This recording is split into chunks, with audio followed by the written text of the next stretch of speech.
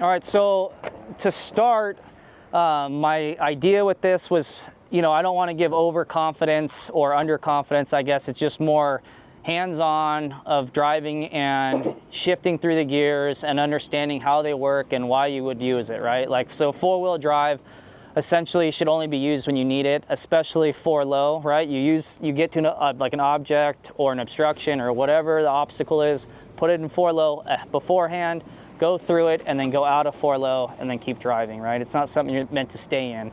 The other thing too is you don't want to have to put it in after you already realize you're stuck, right? You should see the obstacle, mud, whatever it is, do it beforehand, get through it, and then get out of it. Another thing, as far as with these rigs being like 35,000 pounds, steeper hills, they can go up to like 40% grade. It was in the PowerPoint, it's very steep. And with how heavy these are, if you ride the brakes, you will have brake fade eventually. Personally, I've been in race cars and personal like rock cars with brake fade, and it is scary and it's not fun. And the only way to get them back is to stop, right? Like they don't just come back after sitting a second. Some other things is these are made now for every rig. So, and it doesn't have anything with pumping. It's strictly just four-wheel drive operations, from 2 high to 4 high to 4 low, and then all the way back to the rest. And in particular, this OES has the newer style, like Mercedes shifting. So most people don't even realize how to put that in drive just because of how it works. There's no shifter knob. And that in the back talks into here how to put it in manual, because the rest of them is just like any normal. You put it to M, slide it over, and then you can manually shift like brush 1, brush 12. This is the only one, it's almost like a sports car. It's you press the turn signal in, and then you pull towards you to go up in gear and push it forward to go lower. So that's kind of a one-off thing why this is out here. The other thing that I was told is on a strike team, there was a massive rock stuck in a dual, and apparently no one knew how to get the rock out. We didn't have pry bars, obviously. We don't have things like that. And so just for things to think about is we have hose. And so how this operation, it was in the PowerPoint, but how this operation would work in person is you essentially take 1 inch, 1.5 inches, and you're gonna tie a knot around the rock that's stuck in your dual. All right, and then you're gonna bring the hose out, and you're gonna put it in front of your front tire, or in the back right here. Make sure the coupling's out of the way, and then you're gonna put it in reverse, and you're gonna roll onto your own hose. And so what that's gonna do is basically you're causing your own winch. So you'll step on, you basically roll over the hose, and it's gonna pull it forward out of your dual. And so that's like the safest, quickest, easiest way. Make sure when standing back, the hose may, obviously it may pop out of there pretty hard. Any questions with that? I know the PowerPoint was pretty hard to explain that. No? So like I said with this one, you guys will see, I'm just gonna run through each rig real quick, just the 3 of them here. This one, like I said, your shifters, that Mercedes style, like Sprinter van. The big thing is drive is, forward, back, neutral. And then for this, like any other ones, under 10 miles an hour for this, but I would say that 3 to 5 mark to put it in 4 high. You just press the 4 high button and it'll engage, you'll hear it. Once you're moving and you wanna go in 4 low or straight into 4 low, all these rigs, the transfer case needs to be in neutral in order to get into 4 low. So you'll put it in neutral, make sure the parking brakes engage because it won't do it. You're gonna put the transfer case switch to neutral, and you gotta let it sit there and you'll hear it actuate and let the solenoid catch up, and then flip it to 4 low, and then it'll say front axle engaged again. So what's also interesting is on the dash, it doesn't say you're in 4 low, 4 high, 4-wheel drive, nothing. It'll pop up for a split second and then disappear, and then you won't see it again on this unit.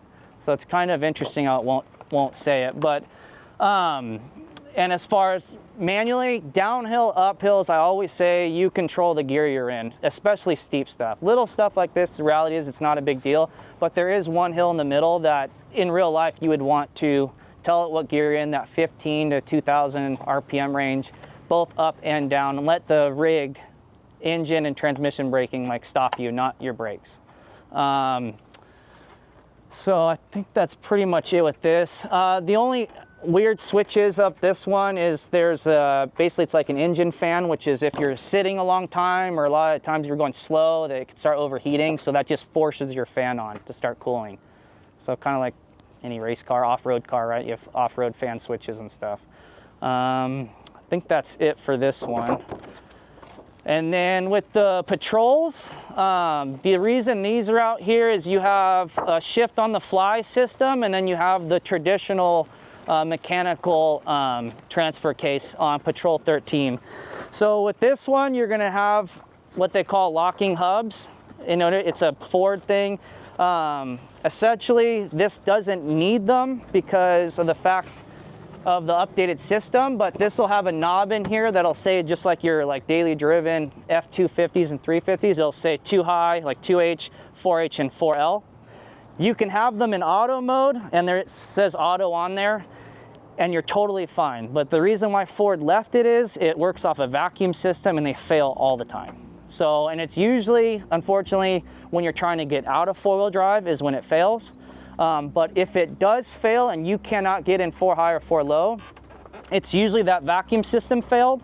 And if that's the case, then you're gonna force the hubs to lock, and then you're gonna go in, because it's still a computer, and you still need to put it in 4 high or 4 low so the truck knows that you're in gear. So how these hubs work essentially is if I jack the front end up and it is in auto, or on that one it'll say free, you can just spin the front tire, nothing's gonna happen. It's not moving the axle shaft, the stub shafts, and the drive shaft. But if I lock that, it's gonna move your axle shaft, your drive shaft, but then it's still not engaged in your transfer case. So everything's still moving. So technically, you can drive around town, you can drive everywhere with the hubs locked. It's just gonna be wear and tear on equipment and horrible fuel economy because you're moving all those things, right? And then, like I said, this one doesn't have the shifting near your knee like that one does. It's just the shift knob there, and it's shift on the fly is what they call that system. Any questions with this? No? Okay. And this is your older style, so I was curious if they took it out. Nope. So from earlier, they never took it out of the hub lock, so they've been driving around with the hub locks, which isn't a big deal, but I wouldn't do it for very long, and I thought about it earlier. So you're gonna lock these hubs. It says lock, and then this one says free. And then on this one is where you have the shifter on your knee. Now the biggest thing with these manual systems like this, they don't mesh as well. So what'll happen is you'll go to put it in 4 high or even 4 low specifically, and it's just gonna be stuck. Like you're gonna pull on it, and he knows, I watched someone do it the other day, they tore the handle off of it because you're pulling so hard. It should really just slide in. So if you're especially in 4 low trying to get in there and you're in neutral, obviously, because every rig you have to be in neutral to do it, take your foot off the brake. It'll roll maybe a half a turn or a turn, and it'll just slam right in. It'll almost be like easy like butter. And then once that's fine, you're set, and you can go pull the brake out, start it, and put it in drive and go.